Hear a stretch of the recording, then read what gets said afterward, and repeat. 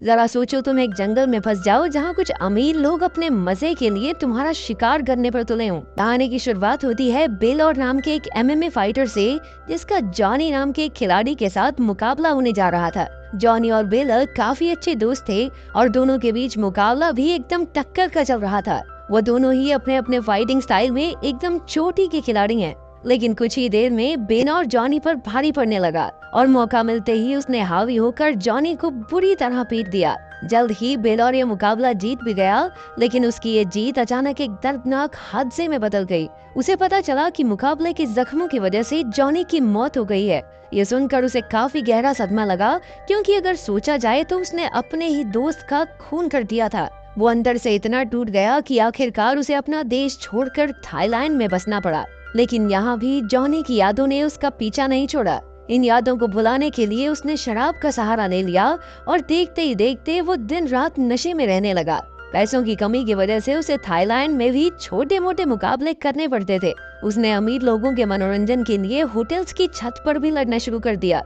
ऐसे ही एक दिन एल्ड्रिक नाम का एक अमीर आदमी अपने बॉडीगार्ड मैडन के साथ उसका मुकाबला देखने आया। जब उसने बेलॉर को इतनी बेरहमी से लड़ते हुए देखा तो एल्ड्रिक उससे काफी प्रभावित हुआ। बाद में उसने बेलॉर से कहा कि वो इतने कम पैसों के लिए लड़कर अपनी जिंदगी बर्बाद कर रहा है। उसके पास बेलॉर के लिए एक ऑफर था, जिसके मुताबिक बेलॉर को म्यांमार में एक प्राइवेट मुकाबला लड़ना होगा और जीतने पर उसे $10 लाख इनाम में मिलेंगे। थोड़े पैसे एडवांस दिए जाएंगे और बाकी मुकाबला खत्म होने के बाद अगर वो ये मुकाबला जीत गया तो उसे जिंदगी भर काम करने की जरूरत नहीं पड़ेगी। फिर काफी सोच विचार करने के बाद बेलॉर एल्ड्रिक के ऑफिस पहुंचा और उससे 10 लाख के बजाय $20 लाख की मांग की। एल्ड्रिक ने भी बिना किसी आनाकानी के उसकी बात मान ली। फिर अगले दिन बेलॉर एल्ड्रिक के साथ हेलीकॉप्टर में एक जंगल के बाहर पहुंचा, जहां उसकी मुलाकात वहां के जनरल से हुई। इसके बाद एल्ड्रिक ने बेलॉर को कई और लोगों से भी मिलवाया। पहला आदमी था स्पार्टो, जिसके काफी बड़े बिजनेस थे। फिर आए जेकब और उसका बेटा टोबी। जेकब और टोबी तो मिलकर उसके एमएमए के मुकाबले भी देखा करते थे। मार्शल जो एक गेम प्रोग्रामर था, और आखिर में वो मिला सोफिया से, जो दुनिया के सबसे अमीर आदमी की बेटी थी। फिर जब बेलर ने मुकाबले की रिंग के बारे में पूछा तो एल्ड्रिक ने बताया कि ये पूरा जंगल ही उसकी रिंग है, जो लगभग 260 किलोमीटर तक फैला हुआ है और बेलर को इन सब लोगों से लड़ना होगा जिनसे वो अभी अभी मिला था। असल में खेल के मुताबिक ये सब मिलकर जंगल में बेलॉर का शिकार करेंगे, लेकिन अगर बेलॉर जंगल की दूसरी ओर से जिंदा बाहर आ गया तो वो जीत जाएगा। ये सुनकर बेलॉर समझ नहीं पाया कि ये कैसा मुकाबला भाई। खैर एल्ड्रिक ने उसे शुरुआत करने के लिए एक बेशकीमती रूबी दिया, लेकिन बेचारे बेलॉर को पैसों से ज्यादा जिंदगी प्यारी लग रही थी। उधर शिकारी टीम ने अपनी तैयारी शुरू कर दी थी। उन्होंने एक गाड़ी से 2 कैदियों को निकालकर उन्हें भगा भगा कर गोलियों से भून दिया। तब जाकर एल्ड्रिक ने बताया कि ये सब दुनिया के सबसे अमीर लोगों में से हैं। इन्हें अवाम चीजों में मजा नहीं आता और ये सब शिकार खेलने के शौकीन है। इनका अगला निशाना बेलॉर होगा। इसके बाद एल्ड्रिक ने उसे एक खाली बोतल देकर कहा कि तुम्हारे पास जंगल में भागने के लिए सिर्फ 2 मिनट है, उसके बाद शिकार शुरू हो जाएगा। लेकिन बेलॉर कहने लगा, भाई मुझे कोई शिकार विकार खेलने का शौक नहीं है, मैं जा रहा हूँ घर पे, सॉरी टाटा बाय बाय। लेकिन तभी जनरल के कहने पर कई फौजियों ने उसे चारों ओर से घेर लिया। अब उसके पास कोई चारा नहीं था, इसलिए वो सीधा जंगल में भाग गया और इसी के साथ मौत का खेल शुरू। शिकारियों की टीम मिलकर बेलॉर को ढूंढने लगी। तभी बीच में मडुका नाम के एक आदमी ने कहा कि वो टीम से हटकर अकेला ही बेलॉर का शिकार करेगा। फिर कुछ ही देर में उसने बेलॉर को एक झरने किनारे बैठी देख लिया। जैसे ही मडुका ने उस पर गोली चलाई तो बेलॉर किसी तरह हटकर पानी में कूद गया। फिर वो अचानक से बाहर निकला और उसने मडुका पर ऐसा हमला किया कि उसकी वहीं मौत हो गई। बाद में जब शिकारी वहां पहुंचे तो उन्हें मडुका की लाश मिली, पर वो लाश देखकर डरे नहीं बल्कि खुश हो गए, क्योंकि अब जाकर उन्हें कोई ऐसा शिकार मिला था जिसे मारने में उन्हें बहुत मजा आएगा। तभी हम देखते हैं कि मार्शल चुपके से इस पूरे खेल की वीडियो बना रहा था। खैर कुछ समय बाद वो सब मिलकर बेलॉर तक पहुंच ही गए और उन्होंने तुरंत उस पर गोलियां चलानी शुरू कर दी। लेकिन बेलॉर किसी तरह बचकर और घने जंगल की ओर भाग निकला। फिर काफी आगे जाकर उसे कई हाथियों का झुंड दिखाई दिया, जिनके बीच में से था नाम की एक लड़की सामने आई। उसे लगा कि था भी उन्हीं शिकारियों में से एक है, लेकिन था ने बताया कि वो तो गांव की एक सीधी सादी लड़की है जो अब इस जंगल में रहती है। वो इस जंगल के सारे खुफिया रास्ते जानती थी, इसलिए उसने बेलॉर को अपने साथ चलने को कहा। फिर रास्ते में उसने बेलॉर को बताया कि वो अपने भाई विन की तलाश कर रही है। असल में पहले इन शिकारियों ने बेलॉर्ड की तरह ही विन को भी अपना शिकार बनाया था। लड़की ने बताया कि वहाँ पहले काफी लोग रहते थे, लेकिन फिर जनरल ने एल्ड्रिक के साथ मिलकर सारा जंगल खाली करवा दिया और जो लोग वहाँ से जाने के लिए राजी नहीं हुए उन्हें अमीर लोग मजे के लिए अपना शिकार बनाने लगे। उधर एल्ड्रिक ने जनरल से अपनी टीम के लिए बाइक्स मंगवा ली ताकि वो जल्दी से बेलॉर्ड तक पहुँच सके। फिर उसने एक ड्रोन के जरिए बेलॉर्ड की लोकेशन का पता लगाने की कोशिश की तो उसने देखा कि वो तो जंगल में एक लड़की के साथ घूम रहा है। ये देखकर वो और खुश हो गया क्योंकि अब उन्हें 2 शिकार मिल चुके थे। इसके बाद वो सब बाइक्स पर बैठकर तेजी से बेलॉर्ड का पीछा करने लगे। जल्द ही वो उस तक पहुंच गए, लेकिन बेलॉर्ड ने एक साथ 2 बाइक्स को टक्कर मारकर उन्हें नीचे गिरा दिया। तभी बेलॉर्ड ने एक बाइक उठाई और वो आगे जाकर एक झोपड़ी में रुक गया। अब वहाँ सोफिया और उसके बीच टक्कर का मुकाबला शुरू हुआ।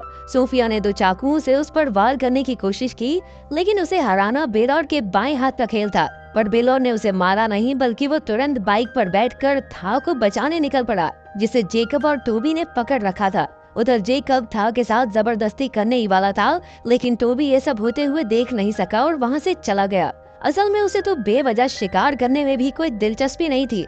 खैर, जब बेलॉर्ड वहाँ पहुँचा तो उसने देखा कि था ने पहले ही जेकब को मार दिया है। अब वो दोनों मिलकर फिर से अपने रास्ते पर आगे बढ़ने लगे। उधर जब बाकी शिकारियों को जेकब की लाश मिली तो एल्ड्रिक ने सारा इल्जाम टोबी पर लगा दिया, क्योंकि वो ही अपने पिता को अकेला छुड़ाया था। असल में जेकब ने शिकार के लिए इतना पैसा इसलिए दिया था ताकि उसका बेटा टोबी बहादुर बन सके। खैर, इसके बाद एल्ड्रिक ने आसानी से बेलॉर्ड की असली लोकेशन का पता लगा लिया। असल में उसने पहले ही बेलॉर्ड की रूबी में जीपीएस ट्रैकर लगा दिया था। फिर जैसे ही उनकी टीम बेलॉर्ड तक पहुंची तो उन्होंने बेलॉर्ड को बॉम्ब से भरे इलाके में जाते हुए देखा। एल्ड्रिक ने बड़ी चौड़ में कहा कि अब तो ये जल्द ही बॉम्ब पर पैर रख के कुत्ते की मौत मरेगा, लेकिन टोबी तो खुद ही अपने बाप की मौत का बदला लेना चाहता था। उसने अचानक अपनी राइफल उठाई और उसी इलाके की तरफ दौड़ पड़ा, लेकिन बेलॉर्ड ने उसे देख लिया था और उसने टोबी पर गोली चला दी। इसी चक्कर में टोबी ने एक बॉम्ब पर पैर रख दिया और इसी जबरदस्त धमाके में उसकी मौत हो गई। उधर बेलॉर्ड और था इस इलाके से सुरक्षित बाहर निकल गए थे। फिर जैसे ही शाम हुई तो था उसे गुफा में ले आई, जहाँ वो अपने भाई विन के साथ अक्सर आया करती थी। लेकिन जैसे ही वो अंदर घुसे तो विन को वहाँ देखकर था के होश ही उड़ गए। उसने भागकर विन को गले लगा लिया और रोने लगी। खैर, जब अंधेरा हुआ तो उन्होंने गुफा में ही रात गुजारने का फैसला किया। उधर शिकारियों ने भी गुफा के पास ही तंबू लगा लिए थे। फिर अगली सुबह जब बेलॉर्ड की आंख खुली तो उसने देखा कि था और विन उसकी रूबी लेकर जा चुके थे। बेलॉर्ड तुरंत उन्हें पकड़ने के लिए दौड़ा, लेकिन उसने दूर से देखा कि था और विन को तो शिकारियों ने बंदी बना लिया है। अब बेलॉर्ड धीरे धीरे मार्शल की ओर बढ़ा। उसने एक ही पल में मार्शल की बंदूक चुराई और उसके सर पर तान दी। फिर वो मार्शल को लेकर शिकारियों के सामने पहुंचा। उसने कहा कि अगर शिकारी था और विन को छोड़ देंगे तो वो मार्शल की जान बख्श देगा। शिकारियों को ना चाहते हुए भी उन दोनों को छोड़ना पड़ा, लेकिन वो बेलॉर्ड की तरफ बंदूक तानकर आगे बढ़ने लगे। फिर बेलॉर्ड ने था और विन को भाग जाने को कहा, लेकिन आगे उनके सामने सोफिया बंदूक ताने खड़ी थी। अचानक था ने विन को नदी में धकेल दिया और अकेली सोफिया का मुकाबला करने लगी। पर सोफिया भी जबरदस्त लौंडिया है। उसने कई घुसंड और लात देकर था को नीचे गिरा लिया, पर जल्द ही था ने जबरदस्त कमबैक करते हुए जोरदार वार किए और कुछ ही पलों में सोफिया को मार डाला। उधर शिकारी बेलॉर्ड को चारों ओर से घेरते जा रहे थे। फिर जैसे ही वो उसके पास आए तो बेलॉर्ड ने अचानक मैडन पर हमला करके एल्ड्रिक पर गोली चला दी। इसके बाद वो तुरंत नदी में कूदकर भाग निकला। थोड़ी देर में वो था और विन से फिर मिला और था ने उसकी रूबी लौटा दी। था ने बताया कि उसने रूबी इसलिए चुराई क्योंकि जनरल ने बाकी गांव वालों को बंदी बना रखा है और वो जनरल को वो रूबी देकर उन्हें आजाद करवाना चाहती थी। खैर, बेलॉर्ड ने इस पर कुछ नहीं कहा और एक कैमरा निकाला जो असल में उसने मार्शल से चुराया था।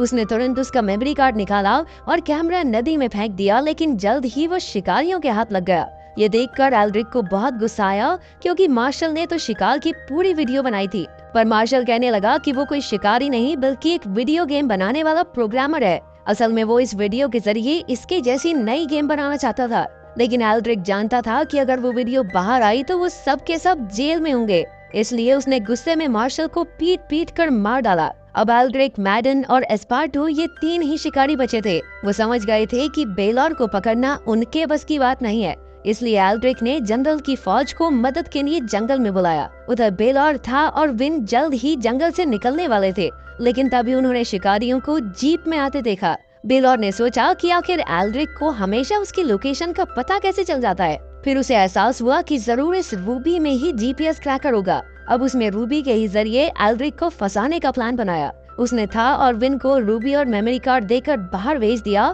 ताकि वो शिकारियों का पर्दाफाश कर सके। दूसरी ओर बेलॉर खुद एक बोट में बैठकर निकला, लेकिन अब शिकारियों के साथ साथ पूरी फौज उनके पीछे पड़ी थी। उधर था और विन का सामना एस्पार्टो से हुआ, पर उन्होंने हिम्मत दिखाई और मिलकर उसे मार डाला। वहीं जब बेलॉर जंगल की दूसरी ओर से निकला तो एल्ड्रिक और मेडन गांव वालों पर बंदूक के ताने खड़े थे। जब उन्होंने एक बच्चे को मारने की धमकी दी तो बेलॉर को मजबूरन बाहर आना पड़ा। फिर एल्ड्रिक ने उससे मेमोरी कार्ड की मांग की तो बेलॉर कहने लगा, मेमोरी कार्ड वो तो मैं खा गया।